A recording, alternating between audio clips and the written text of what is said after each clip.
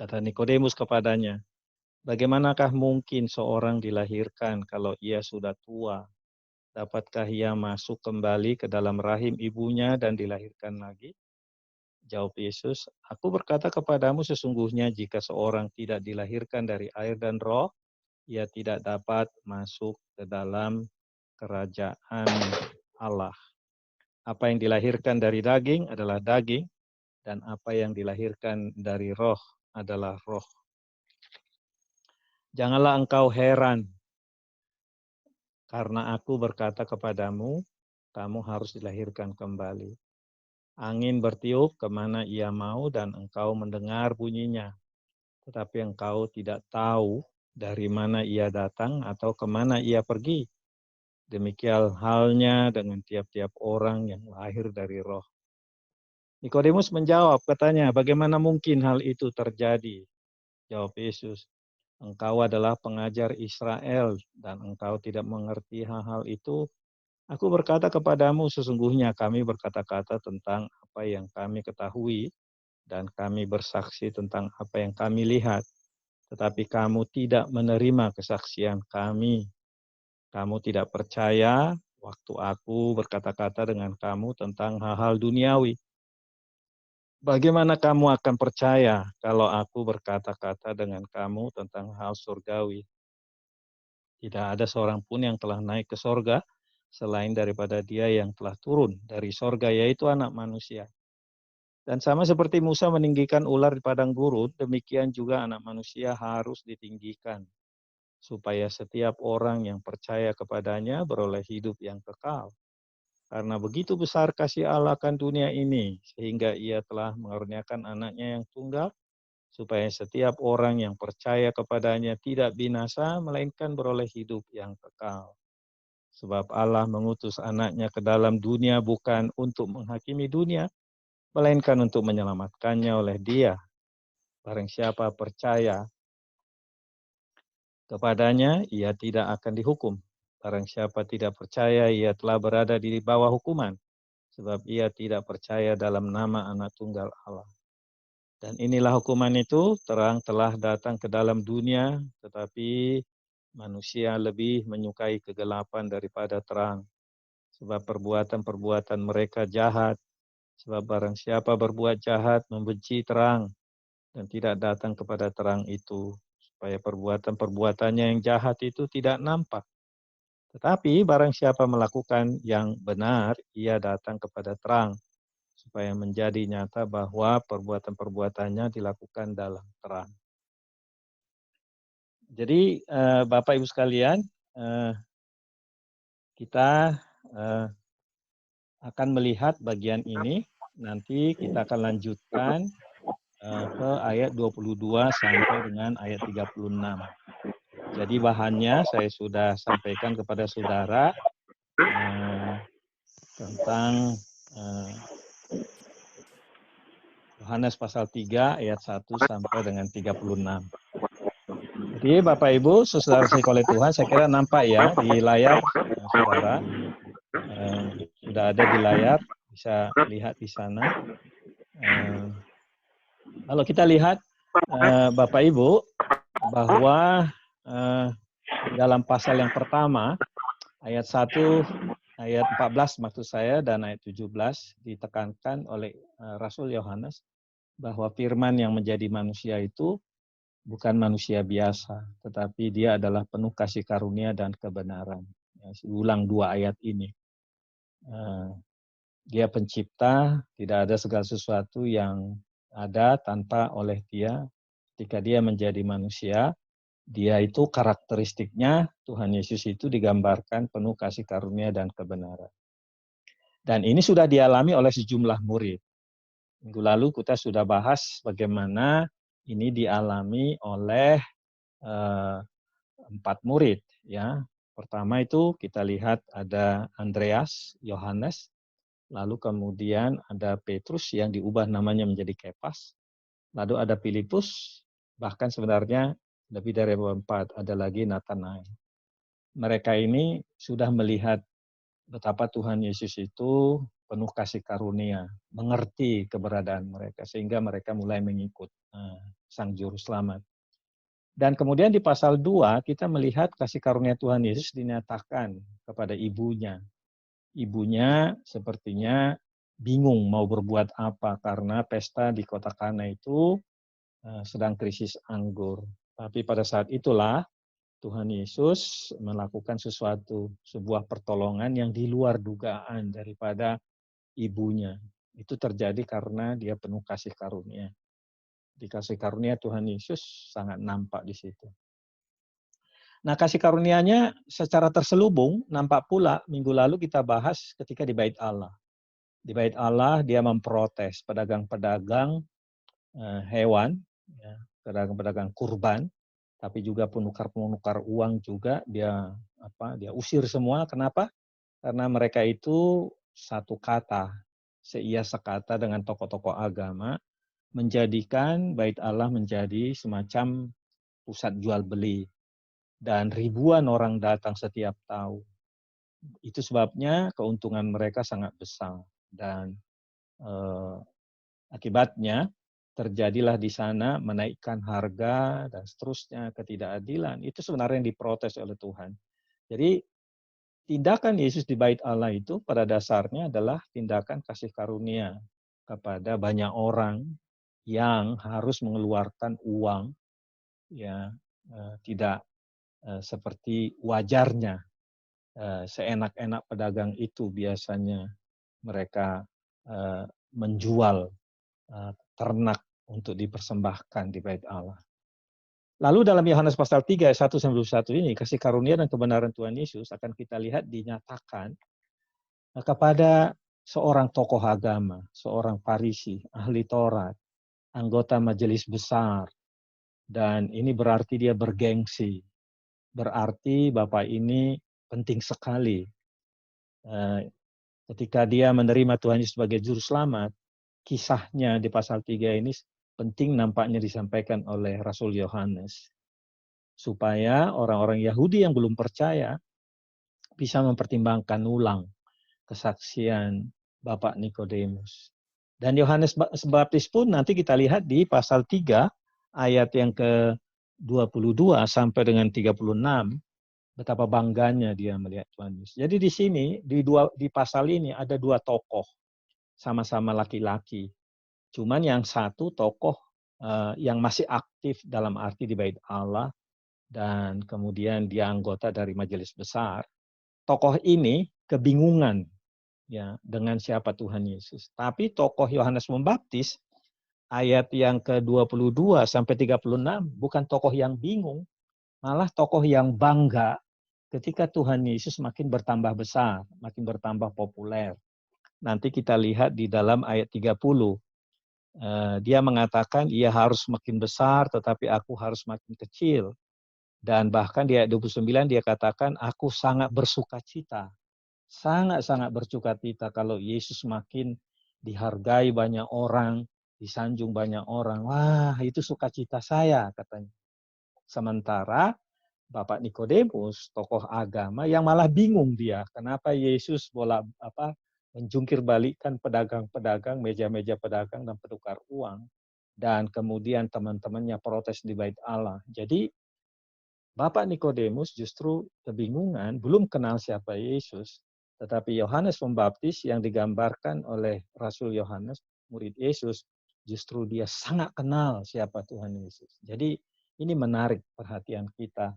Jadi kita bisa melihat kenapa dua perikop ini dibuat oleh Rasul Yohanes dalam satu pasal, supaya kita bisa melihat perbandingan yang sangat menarik, ya, perbandingan yang sangat indah dalam bagian ini.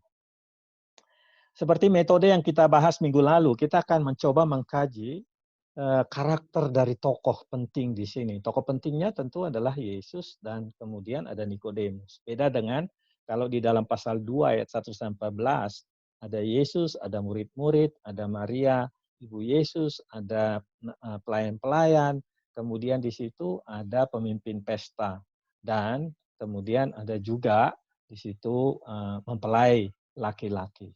Nah, di sini tokoh utamanya kita lihat adalah Nikodemus. Siapa Nikodemus? Kalau kita melihat, saudara, Nikodemus adalah seorang pemimpin agama Yahudi. Pemimpin. Saudara bisa lihat di sana kata pemimpin. Hebat banget Bapak ini ya. Luar biasa.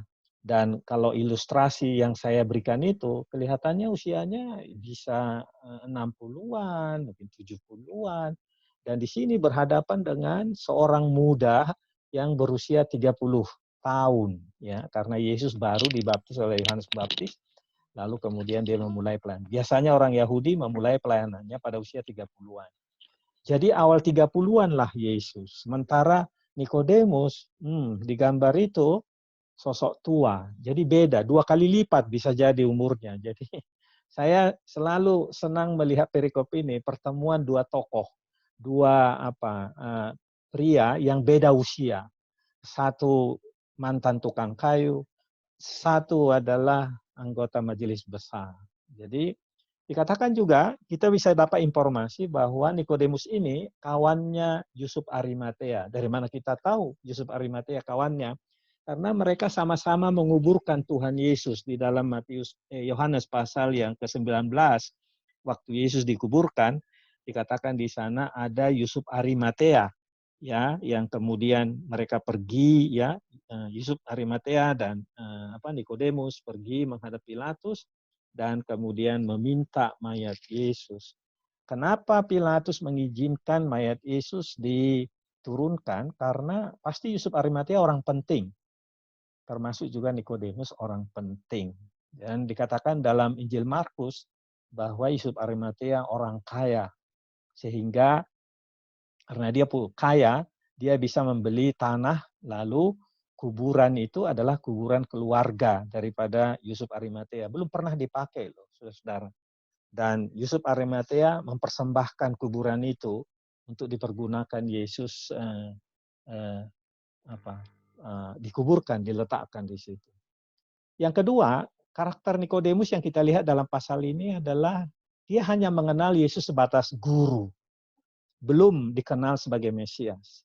Karena bandingkan nanti pasal 1, murid-murid, misalnya pasal 1 ayat yang ke-41, Andreas baru 2 jam ketemu Yesus, langsung dia bilang dia adalah Mesias, ya kan? Kemudian kita lihat lagi Filipus pun ketika ketemu Yesus langsung mengaku dia Mesias, memperkenalkan Yesus kepada Natanael. Natanael begitu ketemu Yesus langsung dia bilang, "Rabi, engkau raja orang Israel." Tapi Nikodemus beda. Dia hanya menyapa Tuhan Yesus, Rabi. Ayat 2. Rabi, kami tahu. Ya kan? Kami tahu. Berarti sudah ada perbincangan dari Nikodemus dengan kawan-kawannya gara-gara peristiwa dia mengusir, ya, gara-gara Tuhan Yesus mengusir orang pedagang barang bait Allah, maka terjadilah diskusi rupanya. Siapa orang ini? Apa haknya orang ini mengusir orang dari bait Allah? Maka dalam pasal 3 ayat 2 dikatakan, Rabi, kami tahu. Jadi bukan hanya dia sebenarnya. Seolah-olah Nikodemus ini mewakili teman-temannya juga. Dia datang menemui Yesus, memberitahu apa yang mereka tahu. Dan bahwa Yesus hanya seorang guru karena dia punya pengikut.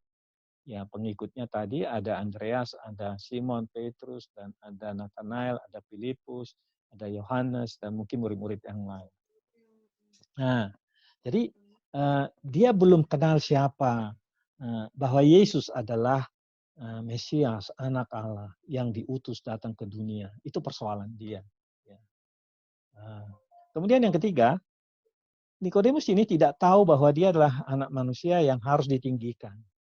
Dan kalau nanti saudara lihat di pasal 3, ayat yang ke-13 sampai 15, bagaimana Yesus memperkenalkan dirinya menggenapi apa yang dilakukan oleh Musa di padang gurun. Ketika Musa meninggikan ular tembaga di padang gurun, gara-gara bangsa Israel itu bersungut-sungut, ada ribuan orang meninggal, sampai kemudian Musa berdoa kepada Tuhan. Tuhan, kalau kau tidak menolong, semua ini mati. Apa kata dunia, apa kata tetangga? Lalu Tuhan mengatakan, oke, buatlah ular dari tembaga, tinggikan itu.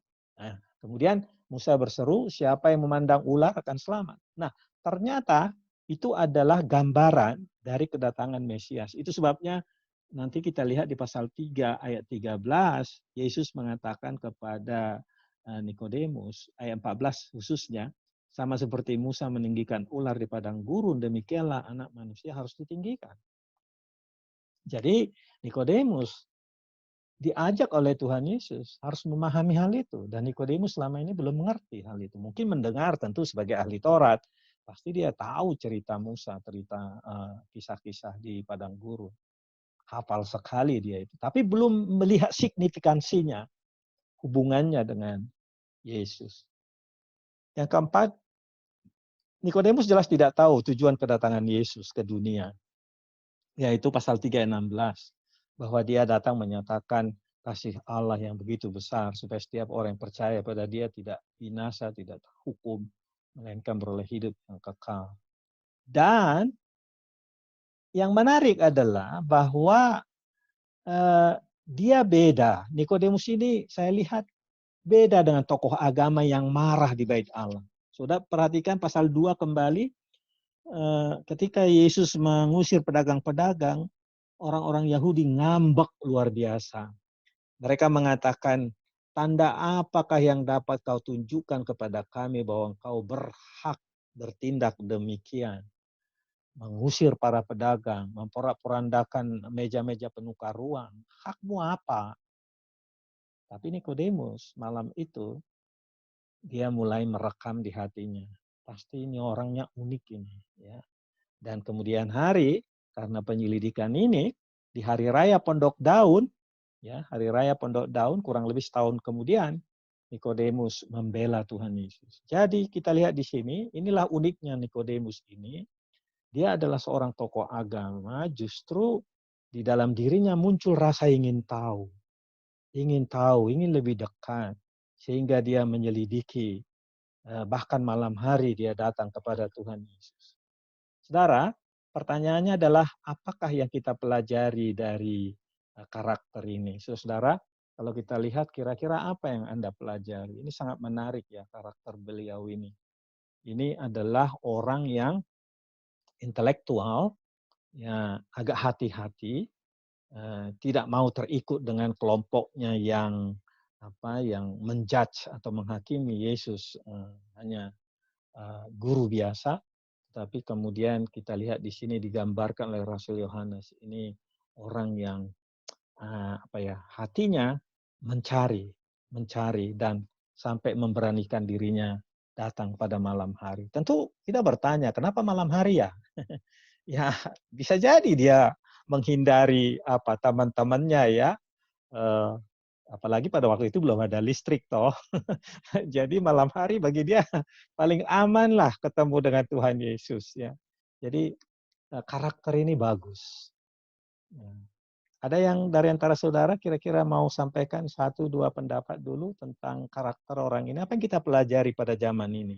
Berapa banyak orang seperti ini pada zaman ini yang masih punya hati datang kepada Tuhan?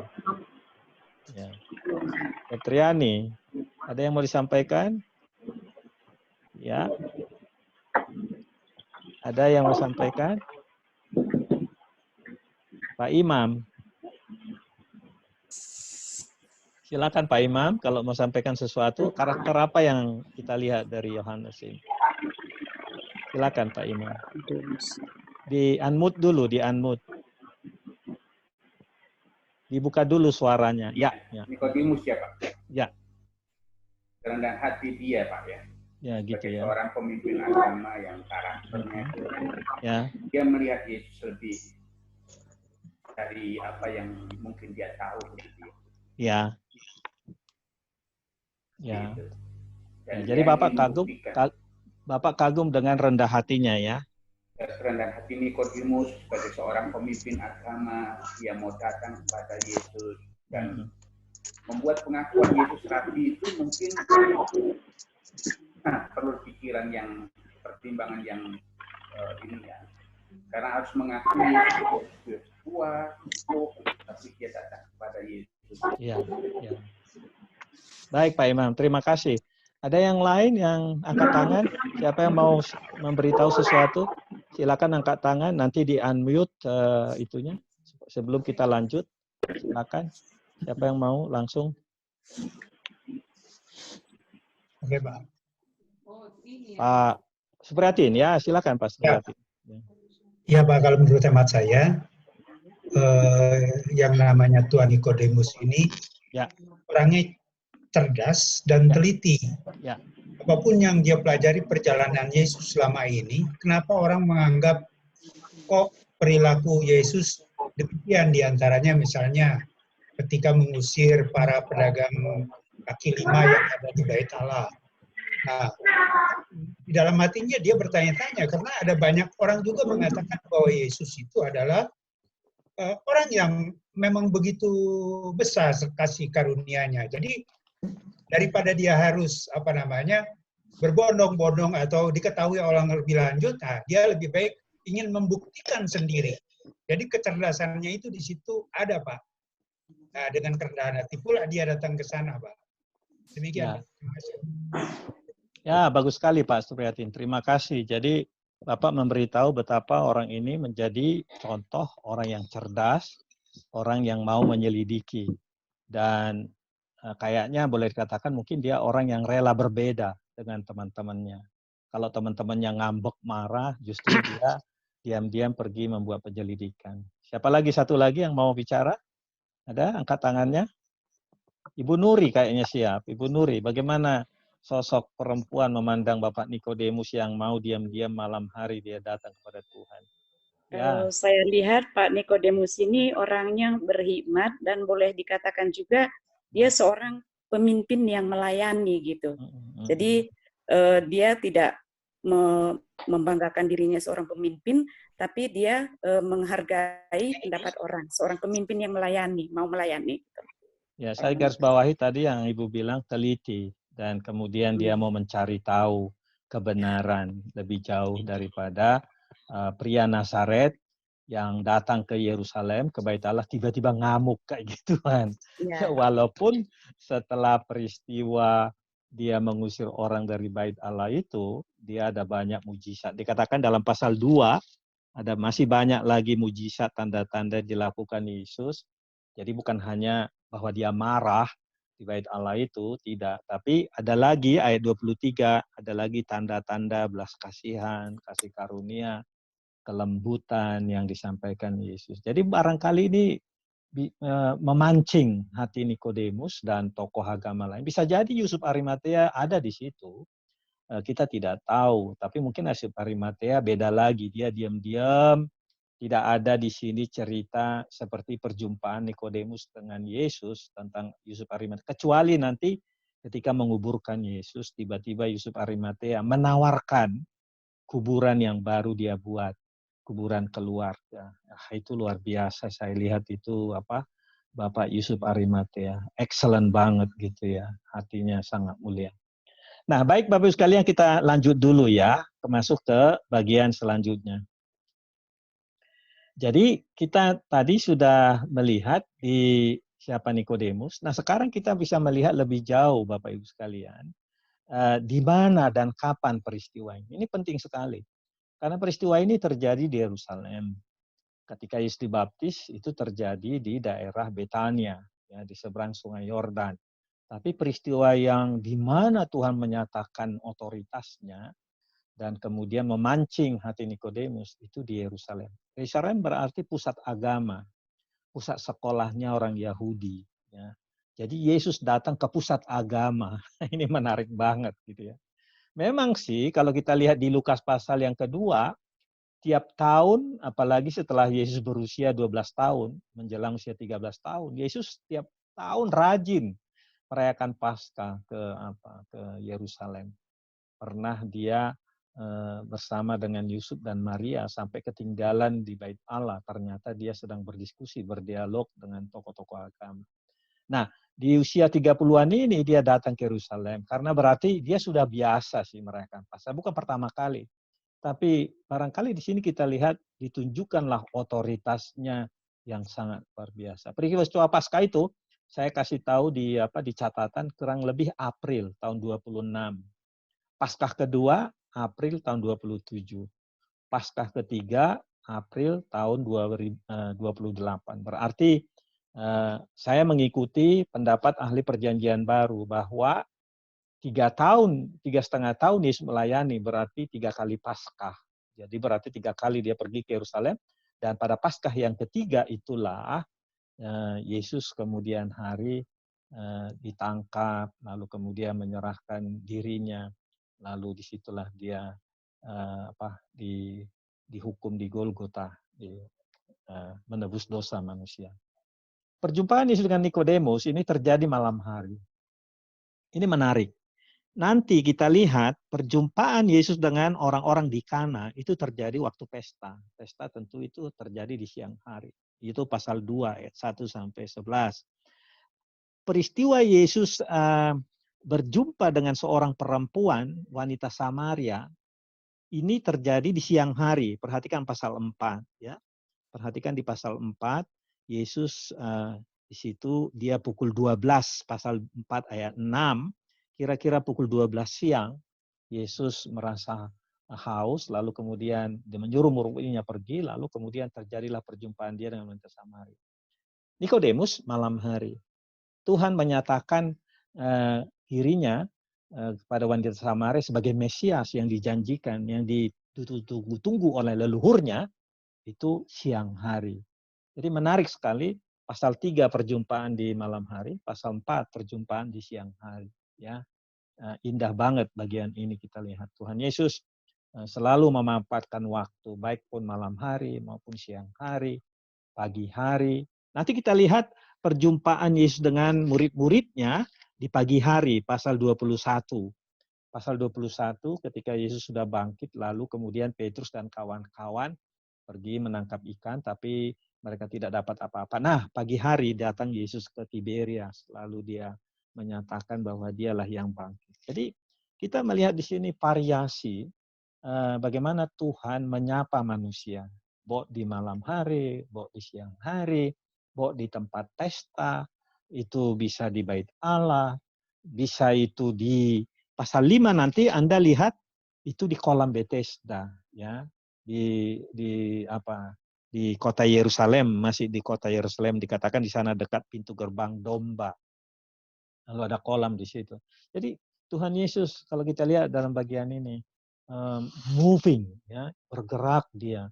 Sumber kasih karunia itu, pemberi kasih karunia itu malam hari menemui orang, siang hari, seterusnya. Bagi saya itu menarik. Bagi saya itu membuat saya terpesona dengan Tuhan. Dia adalah Tuhan yang dibutuhkan orang di malam hari. Dia adalah Tuhan yang dibutuhkan orang di siang hari. Dia adalah Tuhan yang dibutuhkan orang di tempat pesta, waktu krisis.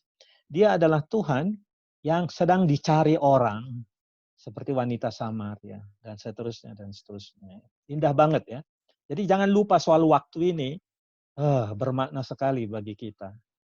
Yang ketiga, sebelum perjumpaan Yesus dengan 2 murid di tempatnya, di Betani seberang Sungai Yordan, pada pukul 4 petang, kalau kita lihat di sana, perjumpaannya terjadi dengan ibunya di peristiwa krisis anggur.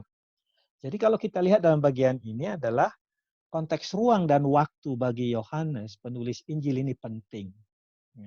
Yohanes ketika menuliskan ini selalu peka dengan waktu. Kapan terjadinya? Pagi hari kah? Siang hari kah?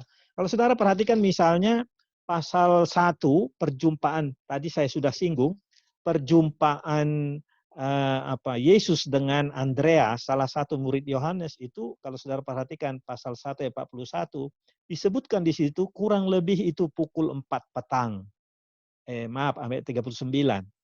Ketika ia berkata pada mereka, marilah kamu akan melihatnya, mereka pun datang melihat di mana ia tinggal, dan hari itu mereka tinggal bersama-sama dengan dia kira-kira pukul 4.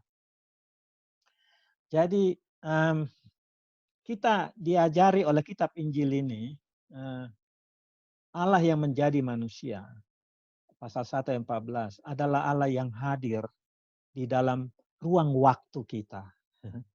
Dia bukan hanya Tuhan yang di bait Allah saja, kayak Nikodemus, urusannya bait Allah begitu. Tapi Yesus beda. Dia adalah Tuhan yang mau menyapa kita, ya mau di Australia, di Sydney, di Batam, di mana saja. Dan ini bagus sekali kita bahas soal konteks, waktu, dan ruang. Ya. Terpesona saya dengan bagian ini. Bahkan itu sebabnya nanti Tuhan Yesus berkata di dalam pasal 14 ayat 1 dan 2, jangan gelisah hatimu, sebab di rumah Bapakku banyak tempat tinggal. Aku akan membawa kamu, kalau aku menyediakan tempat, supaya tempat di mana kamu berada, di situ pun kamu berada. Jadi Tuhan Yesus selalu mengajarkan kepada orang-orang yang diajarnya, dilayaninya, tentang pentingnya kita memahami konteks ruang. Ya. Tuhan Yesus membawa kita kemana? Ada ruang di mana kita berada, satu waktu. Sekarang kita berada di ruang, di mana mungkin ada di Bandung, di Cianjuang, di mana saja. Tapi satu waktu kita akan berada di satu ruang, tempat. Berulang kali di Yohanes pasal 14 ayat 1 dan 2 itu penggunaan tempat, tempat, tempat. Tempat di mana aku berada, kamu akan berada. Dan itu indah. Jadi, saudara, menurut hemat saya, ini menggembirakan hati. Ya. Jadi Tuhan yang digambarkan atau dijelaskan oleh Yohanes Rasul ini, yang menjadi murid Tuhan Yesus, Tuhan yang real. Bukan Tuhan dongeng. Ya. Bukan Tuhan yang ada hanya abstrak, tetapi Tuhan yang nyata. Jadi pergumulan saudara-saudara juga sama ketika Anda jadi hamba Tuhan, mau pendeta, mau majelis, mau kaum awam, mau pedagang. Saya tahu sejumlah saudara adalah bisnismen atau bisnis dan lain sebagainya. Mari kita pahami ini, Tuhan itu Tuhan yang hadir dalam ruang di mana kita bergumul. Mau malam hari berseru pada Dia, mau siang hari, it's okay. Jadi bersukacitalah. Ya, gitu ya. Ya, saudara-saudara ya, gimana kira-kira? Amin. Siapa yang mau komentari dulu? Wah, ini penting ini soal ruang ini. Ya, saya angkat tangan. Oke. Pilson sudah kasih jempol. Oh, Pilson, siapa lagi mau bicara? Excellent ini, ruang ini. Oh, Pak Dwi. Silakan Pak Dwi. Silakan komentari. Pak Jabat, kalau melihat tentang ruang dan waktu ini, saya melihat ketika Nikodemus datang, dia itu ingin, dia katakan di situ, Guru, tidak ada seorang pun yang dapat mengadakan tanda-tanda yang engkau adakan itu jika Allah tidak menyertainya. Yeah. Jadi rupanya yang dia lihat itu adalah di mana ada ruang, di mana ada waktu, selalu yang dia lihat itu adalah tanda. Yeah. Dan yang luar biasa, Yesus menjawab dengan, pada waktu Yesus menjawab, dia juga mengarahkan itu kepada soal ruang dan waktu. Misalnya kemudian dia katakan tentang dilahirkan. Kata dilahirkan itu kemudian ditangkap oleh Nikodemus. Kalau udah tua, gimana bisa dilahirkan kembali? Dan nggak mungkin. Dia katakan gitu. Ya. Lalu kemudian di bagian yang lain, Yesus menjawab kepada Nikodemus ini tentang angin. Angin bertiup kemana ia mau dan engkau mendengar bunyinya. Sekali lagi itu bicara tentang ruang dan waktu. Jadi tanda itu akan hadir dalam ruang dan waktu. Lalu Yesus kemudian mengajak Nikodemus ini untuk berpikir tentang ular tembaga yang dinaikkan itu. Yeah. Nah, pada waktu ular tembaga dinaikkan itu kan itu juga berada dalam konteks ruang dan waktu. Tetapi puncaknya saya lihat pada waktu Yesus berkata, dan sama seperti anak manusia, jadi di situ dia menubuatkan tentang dirinya sendiri bahwa suatu ketika nanti akan ada satu ruang dan waktu di mana Nikodemus akan melihat tanda yang dia cari itu. Gitu. Jadi saya melihat itu waktu Yesus menjawab tentang Nikodemus, Nikodemus bicara tentang tanda, Yesus menjawabnya runtut terus begitu Pak sampai mengarah kepada salib itu. Begitu Pak Sejabat. Terima kasih banyak. Siapa lagi? Satu lagi. Siapa yang mau pengen kasih komentar. Wah, ini saya terpesona melihat Tuhan Yesus ini terkait dengan waktu. Malam hari pun tamunya dilayani, ya kan? Mestinya siang-siang hari. Bisa aja Yesus bilang, sorry ya, lu datang aja besok gitu. Tapi malam hari justru dia mau. Pak Yahya, silakan Pak Yahya. Ya. Iya Pak, terima kasih. Ya. Iya, menurut saya memang hal yang sangat menarik untuk saya malam hari ini. Ya, silakan. Iya. Ada lagi? Ya. Makasih Pak. Siapa lagi yang mau pengen sharing? Oke. Kalau enggak, kalau tidak ada nanti kita lanjutkan lagi dulu. Masuk kita ke bagian berikutnya.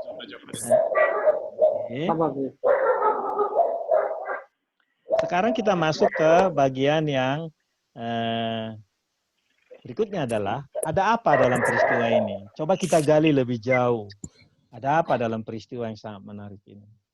Saya mencatat ada banyak hal sebenarnya mau disingkapkan. Ya. Kita pakai analisis yang untuk memahami betapa perikop ini sangat indah. Pertama adalah Nikodemus ini, lewat cerita 21 ayat ini, Nikodemus ingin tahu rahasia di balik tanda-tanda yang dilakukan oleh Rabi dari Nazaret. Ini menarik banget ya. Karena tadinya dia anggap dia hanya sekedar Rabi. Dan kemudian ingin tahu rahasia di balik tanda-tanda dan mujizat yang dia lakukan. Ini kita lihat di dalam pasal 2 ayat 23. Sementara ia di Yerusalem selama hari raya Paskah, banyak orang percaya dalam namanya karena mereka telah melihat tanda-tanda yang dia adakan. Jadi itu memancing, ada curiosity. Jadi ada rasa ingin tahu sehingga dia pergi mengunjungi Yesus. Saya lihat disitulah sosok Yesus sebagai guru agung. Saya ahli ilmu pendidikan, ya, pedagogi adalah bidang saya. Tapi di sini saya melihat adalah Tuhan Yesus, Rabi yang hebat itu, pandai sekali dia membuat momentum-momentum supaya orang kemudian tertarik, mau datang, belajar, atau bisa aja di kemudian hari seperti pasal yang ke-6, orang protes kepada dia, dan dia terbuka sekali. Justru orang yang datang pengen melihat, mengerti tanda-tanda yang dibuat oleh Yesus, justru dibimbing Yesus untuk percaya kepadanya sebagai anak manusia yang harus ditinggikan. Ini yang saya lihat urutan yang dibuat oleh Rasul Yohanes menceritakan Nikodemus ini. Seorang yang pengen tahu rahasia siapa Yesus, justru diarahkan oleh Tuhan supaya dia percaya kepadanya. Bahwa dialah anak manusia yang harus ditinggikan yang dinyatakan oleh Musa. Bahwa dialah anak Allah atau anak tunggal Allah yang menyatakan besarnya kasih Allah. Dan supaya Nikodemus pun beroleh hidup yang kekal. Sama seperti siapa? Andreas. Sama seperti Yohanes. Sama seperti Petrus. Sama seperti kita lihat ada Nathanael, ada Filipus, dan yang lain-lain. Nikodemus dikasih ruang oleh Tuhan Yesus. Makanya saya katakan ini indah banget. Tuhan Yesus sebenarnya membuka ruang kasih karunia kepada seorang tokoh agama yang masih belum mengenal siapa sesungguhnya yang berhadapan dengan dia atau yang datang mengunjungi bait Allah, lokasi di mana tiap hari Nikodemus mengajar. Justru kesanalah Tuhan itu datang menyatakan kasih karunia dan kebenaran. Wah, bukankah ini sesuatu yang hebat, saudara? Yang kedua, dengan percaya kepada Tuhan Yesus sebagai anak tunggal Allah, nampaknya Nikodemus mengalami kelahiran kembali. Sebabnya dikatakan, ini menarik sekali ketika Nikodemus bertanya, atau Nikodemus mulai mengatakan, Guru, Rabi, kami tahu bahwa engkau datang sebagai guru yang diutus Allah, sebab tidak ada seorang pun yang dapat mengadakan tanda-tanda yang kau adakan itu jika Allah tidak menyertainya. Aneh banget saya lihat Tuhan Yesus. Dia tidak mengomentari apa yang disampaikan oleh Nikodemus. Dia tidak, wah thank you. Kalau kita kan, dia kasih tahu begitu, kayaknya kita bilang, wah terima kasih, lu pengen tahu lagi. Justru Tuhan Yesus mengajak dia memikirkan topik lain. Kalau Nikodemus ingin membicarakan topik tanda-tanda kuasa menyertai, Tuhan Yesus mengajak Nikodemus bicara kepada soal bagaimana melihat kerajaan Allah, bagaimana bisa masuk ke dalam kerajaan Allah.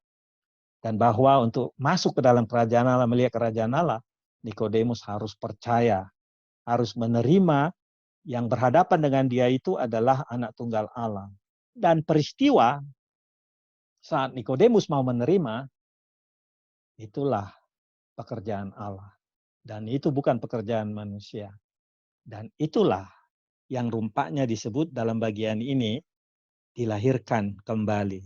Karena saat Nikodemus mendengarkan kata dilahirkan kembali, terus terang Nikodemus bingung banget. Itu nomor 3. Saat Nikodemus yang tua ini mendengar kata dilahirkan kembali, pasti dia sama seperti kita juga. Hah? Sudah tua begini, mau lahir kembali, bagaimana masuk ke dalam rahim ibu? Dan rupanya lagi-lagi dari sudut pedagogi, ahli pendidikan, ilmu pendidikan, itu adalah teknik Yesus membimbing murid yang tua ini, saya sebut ini murid yang tua. Yesus guru yang muda punya murid yang tua, profesor. Saya sebut ini barangkali bahasa sekarang ini profesor Taurat Yahudi. Harus berhadapan dengan yang muda itu yang ternyata adalah Mesias. Dan Tuhan Yesus begitu rupa mengajukan sebuah kasus melihat kerajaan Allah, masuk dalam kerajaan Allah. Caranya apa?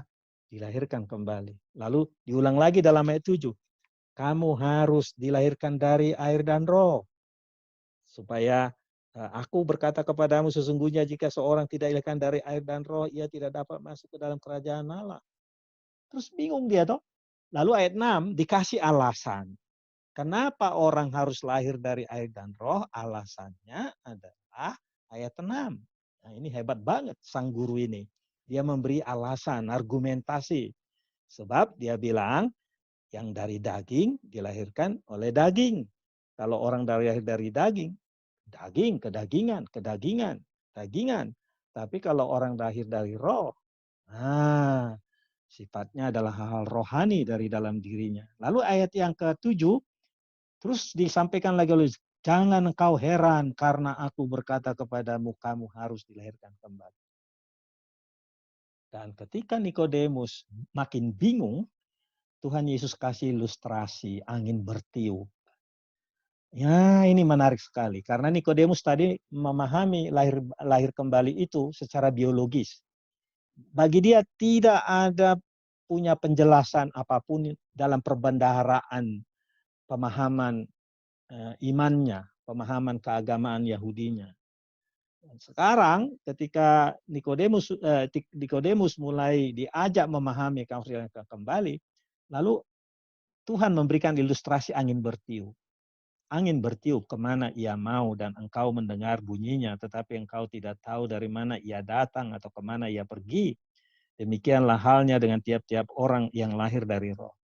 Saya tadi membaca satu tulisan dari Donald Guthrie, itu ahli perjanjian baru yang sangat terkenal, sudah almarhum. Dia dulu mengajar di London Bible College yang di London. Dan dia mengatakan begini, mungkin pada waktu itu Yesus dan Nikodemus sedang berbicara di beranda rumah, maklum di malam hari. Jadi sedang beranda rumah, lalu ada angin bertiup, nah itu tiba-tiba dipakai oleh Yesus ilustrasi kepada Nikodemus. Seolah-olah Yesus berkata, Nikodemus, kau lihat, kau rasakan angin bertiup? Nah, kayak gitulah percakapannya kata Donald Guthrie. Lalu angin bertiup itu real. Kamu rasakan, tapi kamu tidak lihat. Begitu juga dengan orang yang lahir dari roh. Tidak bisa kita lihat, tapi real, tapi nyata. Nah, kemudian kita lihat dalam ayat 9, Nikodemus makin bingung, luar biasa dia bingung. Bagaimana itu mungkin terjadi? Bagaimana mungkin terjadi kalau yang dimaksud dilahirkan kembali, bukan kembali ke dalam rahim ibu? Bagaimana mungkin terjadi kalau yang dikatakan adalah bahwa yang dilahirkan dari daging, yang dilahirkan dari roh adalah roh? Bagaimana itu terjadi? Apalagi ayat 8 dikatakan orang yang lahir dari roh itu seperti itu. Ya, tidak bisa kita lihat tapi bisa kita rasakan. Nikodemus bertanya satu pertanyaan yang sangat jitu. Bagaimana itu mungkin terjadi? Stop sampai di situ pertanyaan dia. Lalu mulai ayat yang ke-10 sampai dengan ayat 21 langsung Tuhan Yesus memberikan penjelasan yang sangat panjang. Seperti awalnya terjadi dialog sampai dengan ayat yang ke-10 karena Yesus masih bertanya kepada dia, jadi dialog masih terjadi. Tiba-tiba mulai 11 sampai ayat 21 monolog. Dari dialog berubah menjadi monolog. Di sini Yesus langsung berperan sebagai pengajar yang berwibawa, menyatakan banyak hal pemahaman kepada Nikodemus. Wah, saya bisa bayangkan bagaimana wajah Nikodemus mendengarkan rabi muda itu menjelaskan banyak hal dari ayat 11 sampai dengan ayat 21. Saya pikir malam itu mungkin dia terpesona, bingung, dan lain sebagainya yang bisa terjadi. Jadi Nikodemus banyak hal yang diajari oleh Tuhan. Ya, digiring dia untuk memahami bahwa dia harus percaya kepada Tuhan Yesus. Nanti kita lihat saudara peralihan dari teks ini yang sangat menarik. Bagaimana jalan peristiwa itu terjadi? Mari dulu kita lihat alur yang dibawa oleh Yohanes yang menuliskan Injil ini kepada kita supaya kita bisa menangkap sebenarnya apakah mungkin Yohanes pasal 3 ini isu dilahirkan kembali, apalagi mungkin sebagian dari saudara sudah mendengarkan barangkali di gereja, oh pasti ini dilahirkan kembali adalah soal dilahirkan dibaptis dari air, lalu kemudian tambah lagi baptisan dari roh. Saya tidak mau memperdebatkan itu dulu pun saya pahami, saya mendapat pengertian-pengertian semacam itu. Tetapi kalau kita lebih jauh memahami perikop ini, kayaknya ada deh yang jauh lebih daripada pemahaman itu yang mau disampaikan oleh perikop ini. Nah, pasal 3 ayat 1 sampai 2, Nikodemus menemui Tuhan Yesus. Itu ceritanya. Dia datang pada malam hari sebagai pembuka perikop ini, pengantar perikop ini. Tiba-tiba Nikodemus mengajukan pendapatnya, apalagi mewakili temannya. Karena dikatakan kami tahu. Jadi ini bukan hanya pendapat dia pribadi, tapi pendapat dari kelompoknya. Pengertiannya adalah dia rabi, lalu kemudian bisa mengatakan banyak hal, mungkin diskusi sangat menarik dari teman-teman di Bait Allah, kehebatan pria muda ini. Oke. Tiba-tiba ayat 3 sampai dengan 4, Tuhan Yesus nggak mau membahas topik yang dibawa oleh Nikodemus, memperjelas supaya dia bisa pulang bawa itu ke teman-temannya. Tidak. Justru Tuhan Yesus membahas topik yang Nikodemus kaget banget gitu. Yaitu dibawa ke tema melihat kerajaan Allah. Aku berkata kepadamu sesungguhnya jika seorang tidak lahir kembali ia terdapat melihat kerajaan Allah. Lalu nanti ayat yang ke-7, aku berkata kepadamu sesungguhnya jika seorang tidak dilahirkan ke air dan roh ia tidak dapat masuk ke dalam kerajaan Allah. Ini menarik dua kata ini. Justru ke sana Nikodemus dibawa, soal melihat kerajaan Allah dan soal masuk ke dalam kerajaan. Bapak Ibu, saya coba mengajak saudara, ya masih dalam kitab Injil, mari dulu kita lihat Markus pasal 12. Coba dulu saudara lihat Markus pasal 12. Di situ ada cerita mengenai ahli Taurat, ya. Karena pasal 12 ini adalah kisah di mana Yesus berada di Yerusalem. Dan pasal 12 ini sebenarnya adalah minggu terakhir Yesus hidup di tengah dunia ini. Dia memasuki Yerusalem. Lihatlah Markus 12 ayat 28 sampai dengan 34. Lalu seorang ahli Taurat yang mendengar Yesus dan orang-orang Saduki bersoal jawab dan tahu bahwa Yesus memberi jawab yang tepat kepada orang itu, datanglah kepadanya dan bertanya. Ini ahli Taurat loh. Ini mirip dengan Nikodemus, mungkin sekaliber Nikodemus. Hukum manakah yang paling utama? Jawab Yesus, hukum yang terutama ialah dengarkanlah hai orang Israel, Tuhan itu Allah kita, Tuhan itu esa. Kasihilah Tuhan Allahmu dengan segenap hatimu dan dengan segenap jiwamu dan dengan segenap akal budimu dan dengan segenap kekuatanmu. Dan hukum yang kedua ialah kasihilah sama manusia seperti dirimu sendiri. Tidak ada hukum lain yang lebih utama daripada kedua hukum ini. Saudara, ketika ahli Taurat mengajukan pertanyaan hukum manakah yang paling utama, sebenarnya ahli Taurat ini menguji kecerdasan Yesus. Apa itu kecerdasan Yesus? Karena setiap ahli Taurat tahu ada 816 poin-poin rincian dari praktek-praktek yang harus dilakukan orang Yahudi berdasarkan Taurat. 816. Berarti ahli Taurat ini sedang menguji kecerdasan Yesus. Dia tahu nggak mana yang utama. Kemudian ketika Yesus menjawab hukum kasih kepada Allah, hukum kasih pada sesama, perhatikan jawaban ahli Taurat ini, ayat 32. Lalu kata ahli Taurat itu kepada Yesus, tepat sekali guru, Rabi, amazing, benar katamu, bahwa dia esa, bahwa tidak ada yang lain kecuali dia. Terus dikomentari lagi oleh ahli Taurat ini. Memang mengasihi dia dengan segenap hati dan segenap pengertian, dengan segenap kekuatan. Juga mengasihi sesama manusia seperti diri sendiri adalah jauh lebih utama daripada semua korban bakaran, korban sembelih. Jadi si ahli Taurat mencoba mengajari Tuhan Yesus, kasih komen terhadap jawabannya, karena Yesus menjawab dengan benar. Perhatikan jawaban Yesus.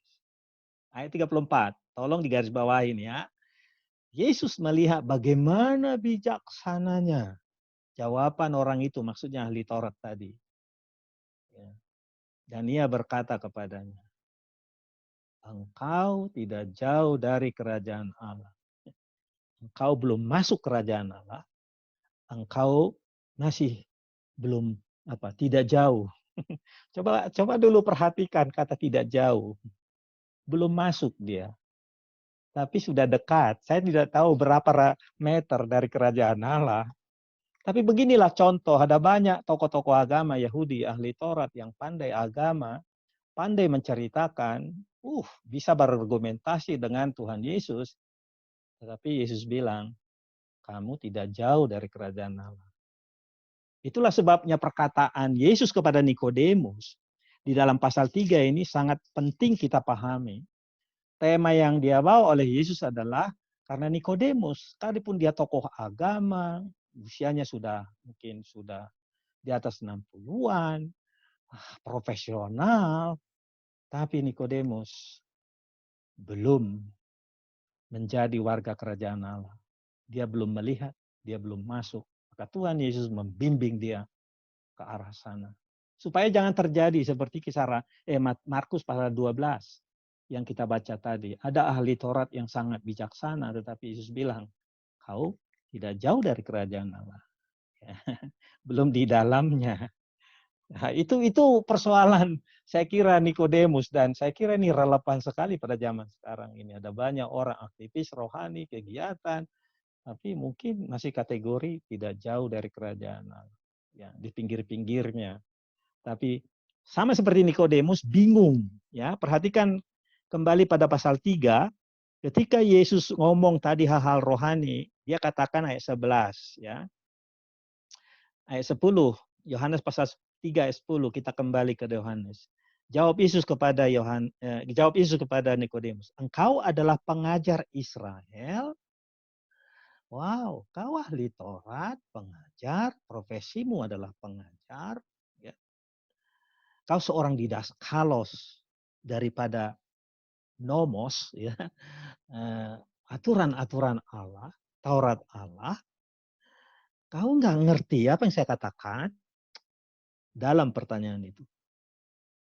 Lalu di situ kita lihat kehebatan guru Yesus ini. Satu pihak dia mengangkat kau pengajar Israel yang hebat, tapi di pihak lain sekaligus menunjukkan di sini batasmu.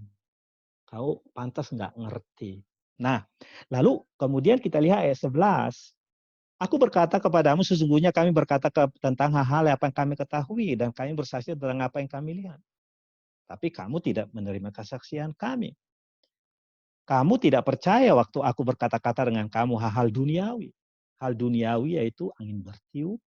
Ketika aku bercerita angin bertiup, malah kamu bertanya, bagaimana mungkin itu terjadi?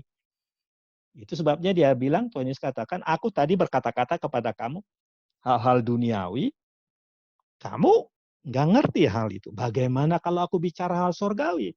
Jadi ketika aku bicara dilahirkan kembali supaya melihat kerajaan Allah, dilahirkan dari air dan roh supaya bisa masuk kerajaan Allah, itu hal-hal rohani. Bukan persoalan duniawi. Bukan persoalan yang dinilai secara biologis. Wah, itu luar biasa hal itu. Dan kemudian dia ajukan pertanyaan ayat 12. Tidak ada seorang pun yang telah naik ke sorga selain daripada dia yang telah turun dari sorga. Nah, mari kita lihat peralihan mulai ayat yang ke-12 setelah pertanyaan di mulai ayat 13 setelah pertanyaan di akhir ayat 12. Yesus mulai masuk ke poin-poin yang mau dia sampaikan. Tuhan Yesus membimbing Nikodemus memahami bahwa dia adalah anak manusia. Dua kali penggunaan anak manusia di sini, ayat 13 dan 14. Pasti Nikodemus sebagai ahli Taurat mengerti istilah anak manusia dalam perjanjian lama. Karena anak manusia sering disebutkan dalam kitab Yehezkiel, dalam kitab Daniel. Hal seperti itu dipahami oleh Nikodemus. Jadi percakapan Yesus dengan Nikodemus ini dibawa oleh Tuhan Yesus untuk memahami dirinya dari apa yang dipahami oleh Nikodemus. Ini teknik pedagogi yang tinggi. Menuntun orang untuk memahami apa yang belum dia tahu dari apa yang dia tahu. Jadi kita harus starting point mulai dari apa yang dia tahu, kemudian ke hal yang dia belum tahu. Tentu Nikodemus mengerti konsep anak manusia, itu ayat 13 dan 14. Bahkan ketika Yesus mengingatkan peristiwa di padang gurun yang diberikan oleh Musa, yaitu peninggian ular tembaga, nggak mungkin Nikodemus nggak ngerti. Dia hafal, pasti dia sudah ajarkan juga itu kalau dia pengajar Israel. Cuman sekarang Yesus memberitahu kepada dia, perbuatan Musa itu adalah mengenai diri saya. Bapak Ibu tolong dulu lihat pasal 5. Yohanes pasal 5. Nanti Tuhan Yesus mengatakan Yohanes pasal 5, bagaimana Musa bersaksi tentang dirinya. Pasal 5 ayat 41 sampai dengan 47. Saya baca ya. Dikatakan di sini, aku tidak memerlukan hormat dari manusia, tetapi tentang kamu. Memang aku tahu bahwa di dalam hatimu, kamu tidak mempunyai kasih akan Allah. Aku datang dalam nama Bapakku dan kamu tidak menerima aku.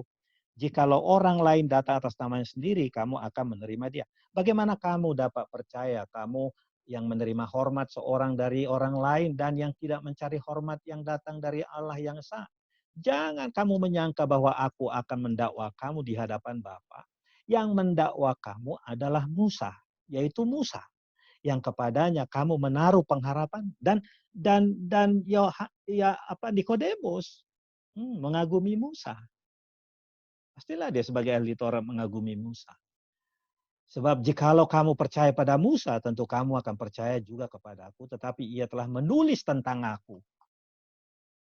Nah, nanti kita bisa lihat di kitab Taurat bagaimana nubuatan dalam Taurat mengenai kedatangan Mesias yang itu. Dan salah satu perbuatan Musa yang menunjuk kepada kedatangan anak manusia adalah di Bilangan 21 ayat 9 itu.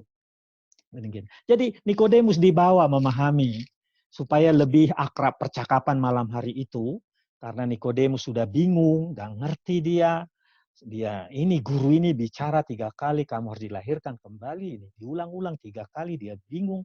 Sekarang Tuhan Yesus mengajak dia bicara dari dasar, yaitu perbuatan Musa yang dipahami oleh Nikodemus. Nah, setelah itu barulah setelah Yesus menjelaskan dirinya adalah anak Musa yang ditinggikan, itu kemudian ayat 16 dipakai oleh Yesuslah istilah karena begitu besar kasih Allah akan dunia ini sehingga telah mengaruniakan anaknya yang tunggal. Dari konsep anak manusia digiring oleh Yesus ke terminologi anaknya yang tunggal. Dan ini kemudian kita tahu itu dalam Yohanes pasal yang pertama yang 14. Sebagaimana Rasul Yohanes menuliskan Injil ini dikatakan di sana, firman itu telah menjadi manusia dan diam di antara kita, telah melihat kemuliaannya, yaitu kemuliaan yang diberikan padanya sebagai anak tunggal Bapa.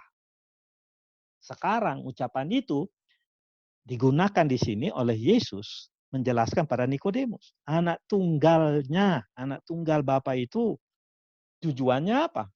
Supaya setiap orang percaya kepadanya tidak binasa melainkan beroleh hidup kekal. Tolong perhatikan dulu ayat 16, percaya beroleh hidup kekal. Lalu ayat 15, tujuan anak manusia datang ke dunia dan ditinggikan, maksudnya disalibkan, supaya setiap orang percaya kepadanya beroleh hidup kekal. Tolong ya, mari dulu kita lihat penggunaan ini. Percaya beroleh hidup kekal, ayat 15. Ayat 16, percaya beroleh hidup yang kekal. Lalu kemudian diulang lagi ayat 18. Barang siapa percaya kepadanya tidak akan dihukum. Barang siapa tidak percaya, ia tetap berada dalam hukuman sebab ia tidak percaya dalam nama Anak Tunggal Allah. Coba hitung di sini penggunaan kata percaya. Percaya, percaya, percaya. Kalau tidak percaya, risikonya begini. Kenapa orang tidak percaya? Lalu dilukiskan dia di dalam ayat 18, 19. Orang tidak mau percaya kepada Anak Tunggal Allah itu. Kenapa? Ayat 18, 19. Karena manusia lebih memilih kegelapan daripada terang. Kalau orang datang kepada terang, percaya kepada Anak Manusia, nanti perbuatan-perbuatannya akan ditelanjangi. Itulah ayat 20. Perbuatan-perbuatan gelapnya akan semakin terbuka. Ada resiko kalau orang membuka hati kepada Yesus, yaitu beroleh hidup kekal. Tetapi resiko lain adalah semakin ditelanjangi perbuatannya, semakin terbuka. Lalu kemudian ada dua pilihan. Orang mengikut Yesus, itulah nanti kita lihat pasal 3:36. Pasal 3:36, percaya yang seperti apa yang dimaksudkan oleh Yesus sebenarnya. Tapi Rasul Yohanes memakai perkataan Yohanes Pembaptis untuk menjelaskan percaya seperti apa. Yaitu percaya yang taat kepada Anak. Jadi digabung di sini perkataan bukan hanya sekedar percaya, tapi percaya yang berkomitmen, percaya yang bertaat kepada Anak Allah itu. Dan seperti itulah yang diharapkan. Nah, jadi kita melihat di sini bahwa tema dilahirkan kembali, tema dilahirkan dari air dan roh, tema dilahirkan kembali lagi disinggung dalam ayat 7, rupanya maksud yang dibawa oleh Yesus adalah supaya Nikodemus percaya kepada dirinya atau kepada Yesus bukan lagi sebagai rabi yang diutus oleh Allah, bukan sebagai rabi yang mengajar-ngajarkan lagi Taurat Musa seperti yang dilakukan oleh para rabi di Yerusalem, bukan. Tapi dia adalah anak Allah, anak manusia yang akan ditinggikan, yang memberikan hidup kekal. Yang Musa tidak mampu memberikan hidup kekal. Abraham tidak bisa memberikan hidup kekal. Hanya yang bernama anak manusia, yaitu Yesus Kristus. Kalau Nikodemus percaya, itu adalah pekerjaan roh Allah. Kalau Nikodemus percaya, membuka hatinya, itulah peristiwa dilahirkan kembali. Kalau dia percaya, berarti Nikodemus menjadi orang yang melihat rahasia kerajaan Allah. Hal-hal rohani yang diajarkan oleh Yesus dipahami oleh Nikodemus. Dan bahkan Nikodemus menjadi orang yang masuk dalam kerajaan Allah. Yang identik dengan kata yang diulang-ulang tadi. Beroleh hidup kekal, beroleh hidup kekal, beroleh hidup kekal. Itu yang identik terminologi itu dengan masuk ke dalam kerajaan Allah. Melihat kerajaan Allah. Memiliki pembaruan hidup yang luar biasa. Jadi selama ini bisa aja orang mengatakan, oh ada dua baptisan di sini. Oh silakan saja, tapi saya nggak mau mendiskusikan. Yang saya lihat dalam bagian ini bukan itu tekanan dia. Justru ketika Yesus berkata kepada Nikodemus, dia katakan di sana, kamu harus dilahirkan dari air dan roh. Ia tidak dapat masuk ke dalam kerajaan Allah. Kenapa? Karena Nikodemus tadi ngomong, aku kan sudah tua. Iya, Bapak sudah tua. Bapak sudah dilahirkan dari rahim ibu. Lahir dari rahim ibu itu sama juga dengan orang dilahirkan dari air. Karena ketika orang dilahirkan dari rahim ibu, itu keluar air menyertai kelahiran setiap kita. Setiap kita yang dilahirkan oleh ibu, air menyertai. Itu sebabnya Yesus bilang sama Nikodemus, Bapak sudah dilahirkan dari air. Dan sekarang yang penting adalah bahwa Bapak harus mengalami kelahiran dari roh. Bagaimana itu terjadi? Kalau kita lihat mulai ayat yang ke-15, 16, yang diulang-ulang adalah kata percaya. Percaya kepada Yesus berarti membuka ruang untuk hadirnya Roh Allah di dalam hati yang bersangkutan. Nanti yang kita lihat kenapa Yesus mengatakan hal itu. Hari dulu kita lihat kesaksian Yohanes mengenai Tuhan Yesus bahwa dia luar biasa orangnya. Coba aja kita lihat Yohanes 1 ayat yang ke-33. Dan aku pun tidak mengenalnya, tetapi dia yang mengutus aku membaptis dengan air, tetapi tetap berfirman padaku, jikalau engkau melihat roh itu turun atas seseorang dan tinggal di atasnya, dialah yang akan membaptis dengan Roh Kudus. Jadi Yohanes berulang-ulang dia katakan, anak domba Allah itu yang menghapus dosa dunia itu, amazing. Amazing dia, Roh Allah hadir dalam dirinya. Roh Allah berkuasa atas dirinya. Dialah yang akan menghadirkan Roh Allah di dalam kehidupan orang. Pemakaian dipakai di sini, membaptis dengan roh, berarti menghadirkan Roh Allah. Yang nanti kita lihat di Yohanes pasal yang ke-20, saat Yesus bangkit dari kematian, bagaimana Yesus menghadirkan Roh Allah dalam hidup orang. Dikatakan di sana saat dia bangkit dari kematian, dia meniupkan Roh Kudus. Murid-muridnya, terimalah Roh Kudus. Lalu kemudian mereka menikmati kehadiran Roh Kudus, lalu kemudian mendapat pengertian-pengertian dan seterusnya itu. Nanti pada hari Pentakosta, apa yang dijanjikan oleh Tuhan Yesus, kemudian Roh Kudus secara penuh hadir, dan kemudian fungsinya apa yang dikatakan oleh Yesus dalam pasal 16. Pasal 16, saudara bisa lihat fungsi Roh Kudus dijelaskan oleh Yesus dalam pasal 14 ayat 16-17, dalam pasal 16 ayat 26, dalam pasal 15 ayat 26-27, dalam pasal 16 ayat yang ke-11 sampai dengan ayat 13. Dalam spektrum itu kita bisa memahami hanya melalui orang percaya kepada Tuhan Yesus, menyambut dia, maka kehadiran Roh Allah nyata dalam orang itu dan membawa perubahan yang sangat luar biasa. Jadi itu adalah kasih karunia Allah disampaikan oleh Yesus pada seorang tokoh agama. Tokoh agama ini tidak diberikan lagi oleh Tuhan Yesus kebingungan. Nah, mari kita lihat di sini, apalagi yang disingkapkan oleh teks. Jadi Nikodemus diajak Yesus memahami dirinya bukan sekedar rabi, tetapi anak tunggal Allah. Lalu kemudian Nikodemus dibawa oleh Yesus untuk menikmati hidup kekal. Lalu nomor 3, Nikodemus dibawa oleh Tuhan Yesus supaya mengalami kelahiran baru atau dilahirkan kembali atau dilahirkan dari roh. Dan berapa lama Nikodemus nanti kejadiannya bahwa dia akan dilahirkan kembali, dilahirkan dari dan roh, itu nampaknya berhubungan tadi dengan pasal 3 ayat yang ke berapa tadi. Kamu lihat angin bertiup, kamu tidak melihat angin bertiup, tapi kamu merasakan angin bertiup. Artinya adalah kelahiran baru dari Nikodemus kayaknya nggak terjadi malam itu. Kayaknya dia pulang dan kemudian memikir-mikirkan, itulah tiba Nikodemus, dia pulang, mikirkan apa yang dikatakan Yesus. Nanti slide berikutnya, saudara perhatikan. Baru di kemudian hari nanti, Nikodemus membela Yesus.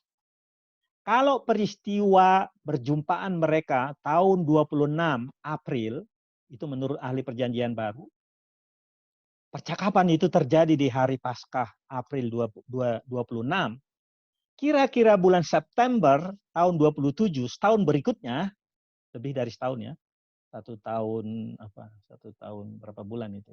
1 tahun 5 bulan. Perhatikan Yohanes pasal yang ke-7. Yohanes pasal yang 7 pada waktu hari raya Pondok Daun, disitulah nampak Nikodemus menyatakan imannya kepada Tuhan. Karena Nikodemus membela Tuhan Yesus. Ketika ahli-ahli Taurat dan orang Farisi ngambek sama penjaga-penjaga bait Allah karena nggak bisa membawa Yesus menangkap dia, justru Nikodemus berkata, apakah hukum Taurat kita menghukum seseorang sebelum didengar dan sebelum orang mengetahui apa yang telah dibuatnya? Artinya, aku dulu sudah pergi malam hari berkunjung ke dia. Aku ngerti siapa dia. Kamu ini nggak ngerti siapa dia. Butuh waktu Nikodemus. Bulan demi bulan, bulan demi bulan. Kalau saya hitung ya, kurang lebih 12 plus 5, 17 bulan berikutnya Nikodemus menyatakan. Lalu pada April 26, jadi kalau perjumpaan itu April 28, sorry, bukan April 26. April 26 perjumpaan pertama, April 28 tolong di ini nih ada diganti ini apa? April 28 saya ganti di di teks saya. Jadi pada April 28 dia menguburkan Tuhan Yesus. Dengan apa? Perhatikan penguburan Tuhan Yesus yang dia buat. Dikuburkannya dia dengan 50 kati minyak mur, minyak gaharu, membalsemi tubuh Yesus sesuai dengan tradisi orang Yahudi. Ini adalah penghormatan Nikodemus bersama dengan Yusuf Arimatea kepada Sang Juru Selamat. Dinyatakan melalui tindakan, perbuatan. Dan saya tidak tahu, bisa jadi Nikodemus ini kemudian hari menjadi pengajar yang sangat berbeda dan menuntun orang untuk berjumpa dengan Sang Mesias. Perjumpaan malam hari itu tidak berbuahkan apa-apa, tapi buahnya baru 2 tahun. Ya. 26, ya 2 tahun. 2 tahun berikutnya, di penghujung 2 tahun berikutnya. Atau tahun ketiga baru dia. Jadi ini kayaknya menjadi menjadi pemikiran buat kita. Kadang orang butuh waktu untuk sungguh-sungguh beriman kepada Tuhan Yesus. Ya. 3 tahun berikutnya anggota majelis itu menyatakan diri sebagai murid Yesus. Pertanyaan saya adalah, apa artinya itu bagi komunitas jemaat yang memusuhi umat Kristen di masa lampau? Ya. Pasti itu ada maksudnya. Supaya orang memahami bahwa kadang terjadi perlawanan, terjadi semacam ketidakpahaman. Tapi butuh waktu sebenarnya orang untuk sungguh-sungguh memiliki pengenalan pribadi yang sangat dalam dengan Tuhan Yesus. Itu sebabnya menurut hemat saya pada malam hari ini kita diingatkan oleh perikop ini, jangan bosan-bosan, jangan pernah berhenti memberi jawaban, menuntun orang.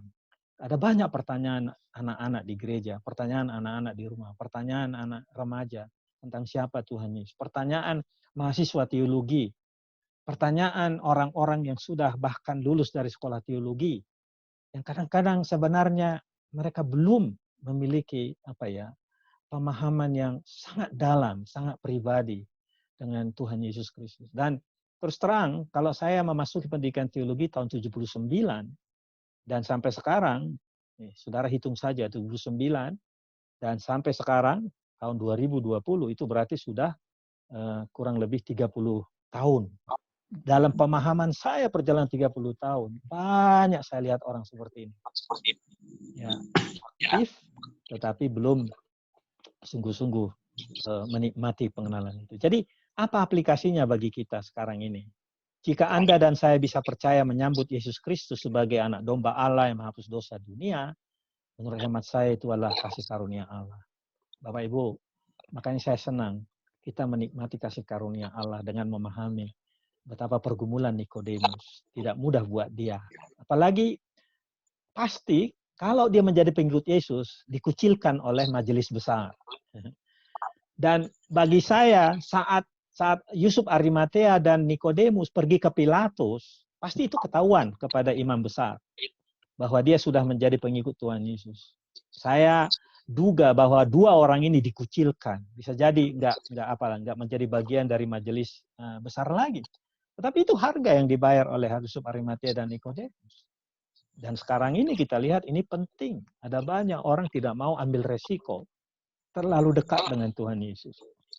Terlalu akrab dengan Tuhan Yesus. Dan masih banyak seperti ini yang kita harus pahami, kita doakan, kita bimbing supaya mereka menikmati.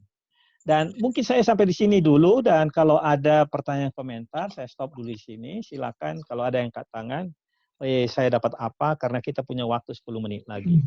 Oke. Oke, Pak Supriyatin, silakan Pak. Oke, terima kasih Pak. Selamat malam. Ya. Jadi kalau saya menyimaknya di sini bahwa kita mengambil contoh Nikodemus selaku pemuka agama utama di sana, sebagai pemuka orang-orang Yahudi pada saat itu, Yesus mengatakan bahwa dia harus beroleh pembaharuan terlebih dahulu, baru bisa menjumpai kerajaan Allah. Nah, kita berharap bahwa memang pemahaman akan Yesus bukan hanya sekedar kita meminta, tapi kita melakukan yang terbaik seperti apa yang diajarkan oleh Yesus. Demikian, Pak. Jadi kita istilahnya hikmatnya itu yang harus diambil. Baik, seperti itu. makasih. Dan dijalani dalam kehidupan kita sehari-hari. Makasih. Siapa lagi yang kasih komentar? Ya, saya, Pak. Oke, silakan Pak Yahya. Mari Pak, jangan di-mute, dilepas dulu. Bapak masih mute.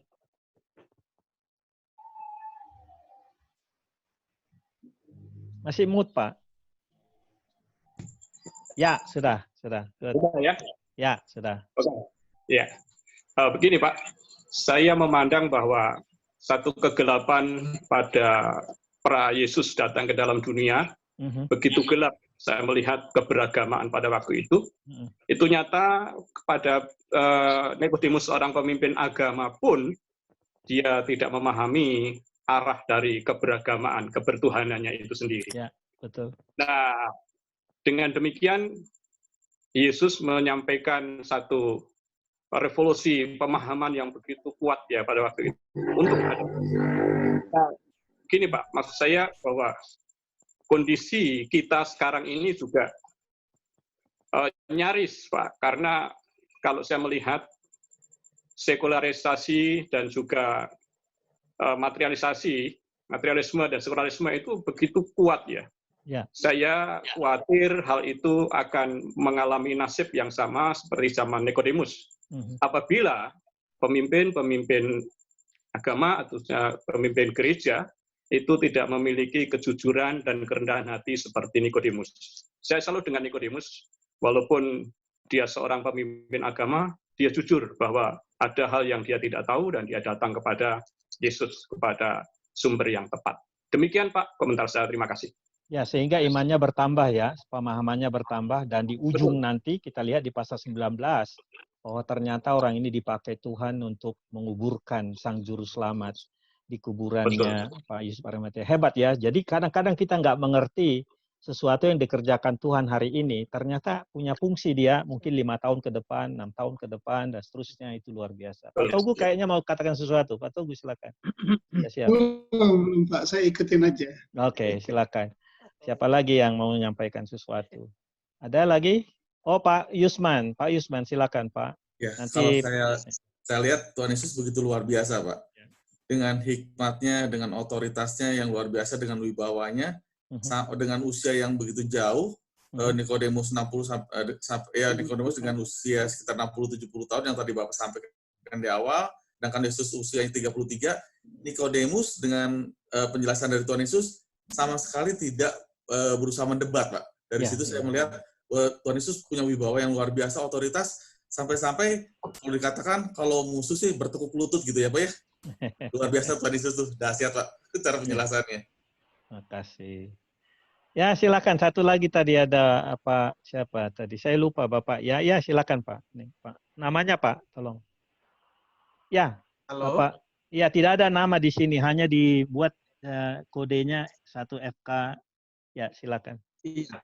Ya, saya kalau menggunakan, selamat malam Pak. Saya kalau menggunakan laptop itu saya tampilan belakangnya itu ada fotonya Bapak. Tapi tiba-tiba ini jaringannya di laptop ini tiba-tiba hilang, Pak. Jadi saya harus menggunakan tab saja ya. Oke, silakan Pak Pendeta. Ya. Begini Pak, saya senang sekali ya malam hari ini untuk sesi yang kedua ya. Sejak minggu yang lalu kita berbicara dari Injil Yohanes. Saya melihat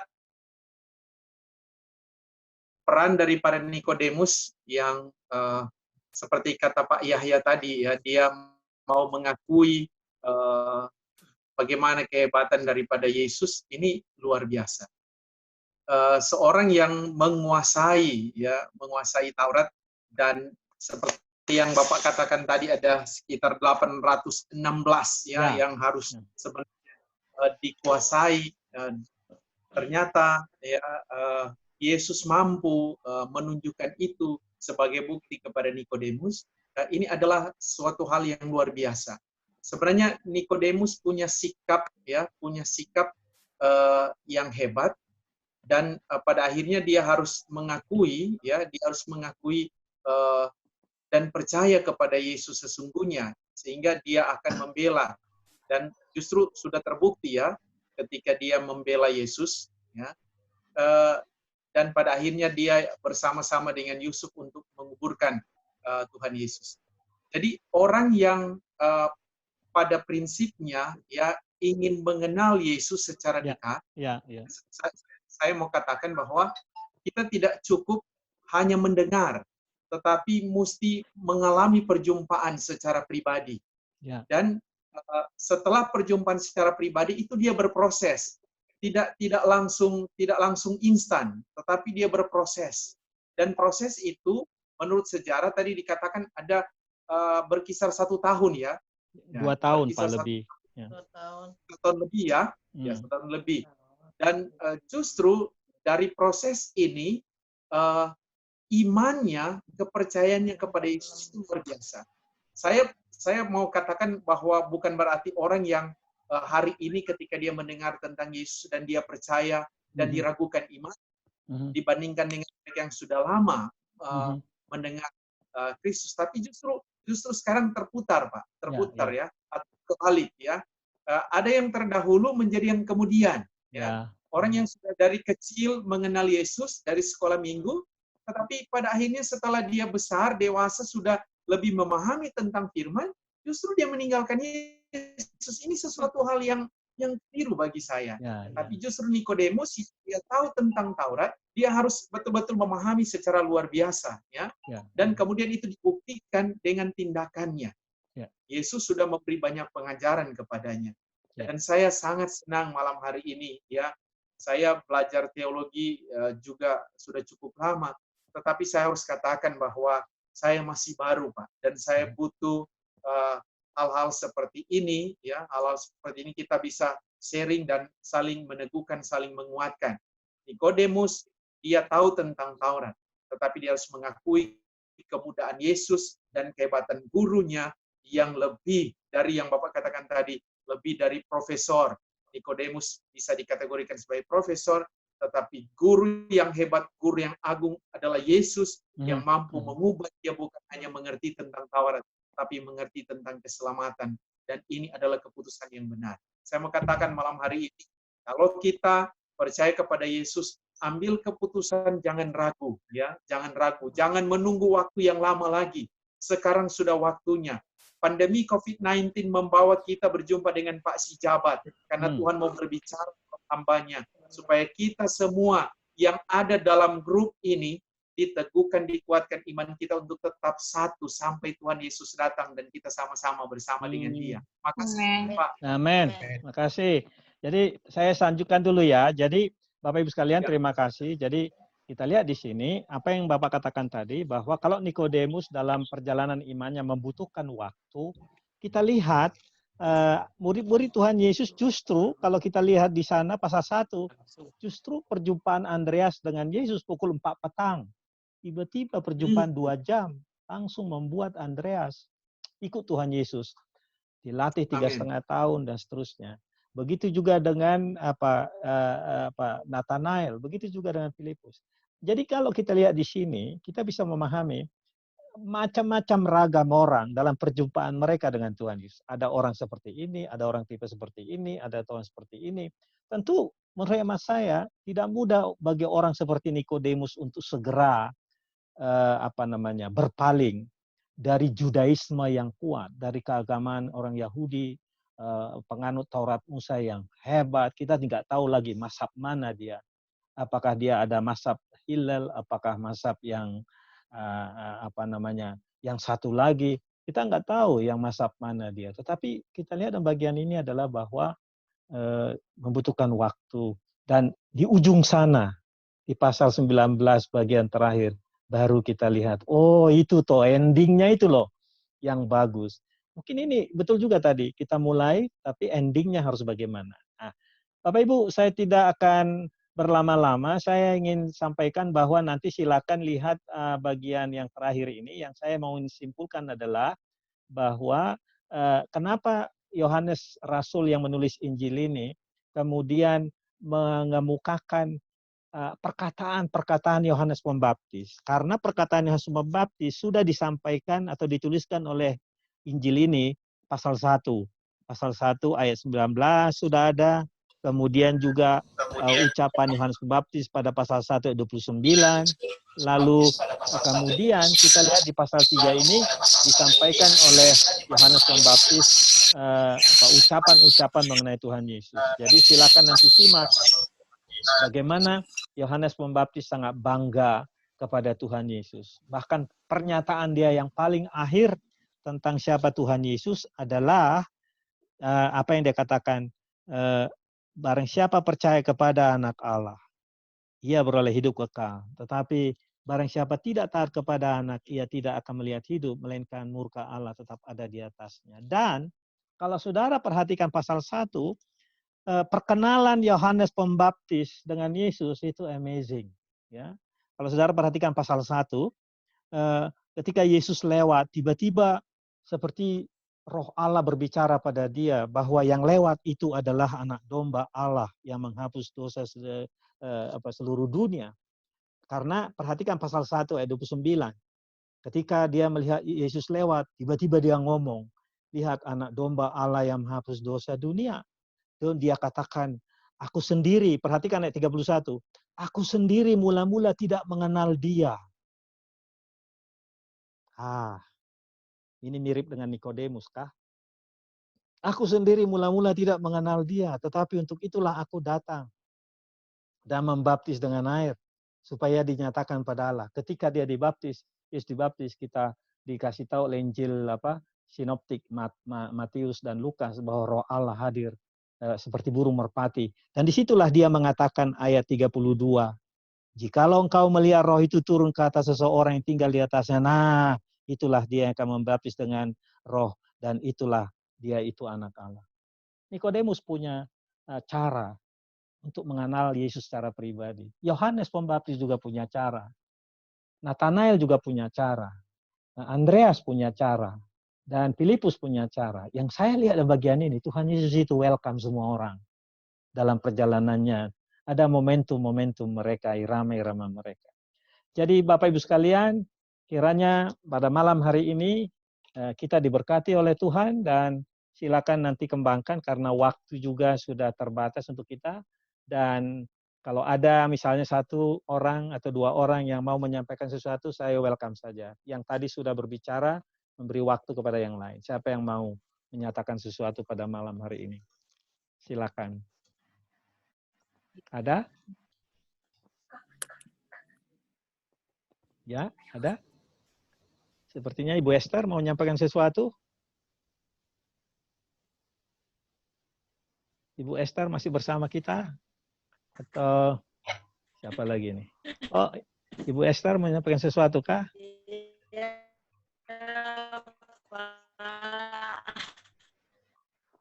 Ya? Kayaknya koneksinya kurang oke. Iya, Pak Vincent. Ya. Ya. Nggak bisa lihat. Oke. Koneksinya kurang bagus. Oke, koneksinya belum bagus. Iya. Sudah? Sudah saja. Oke. Via WA aja. Oke, terima kasih. Siapa lagi yang mau menyampaikan satu orang lagi sebelum kita akhiri? Bagaimana dengan di Sentani, Ibu Seprianti? Masih bersama kita? Siap, masih Pak. Bagaimana? Apa ada sesuatu yang saya sampaikan supaya sekaligus mengakhiri dalam doa? Tidak ada Pak, saya merasa luar biasa saja. Oke. Ibu mau mengakhiri kegiatan kita dengan doa sebelum kita menyampaikan selamat malam. kepada rekan-rekan satu sama lain, saling mengucapkan selamat malam nanti. Silakan Ibu Seprianti berdoa untuk kita. Baik, mari kita berdoa. Tuhan Allah Bapa kami yang ada dalam sorga, Bapa yang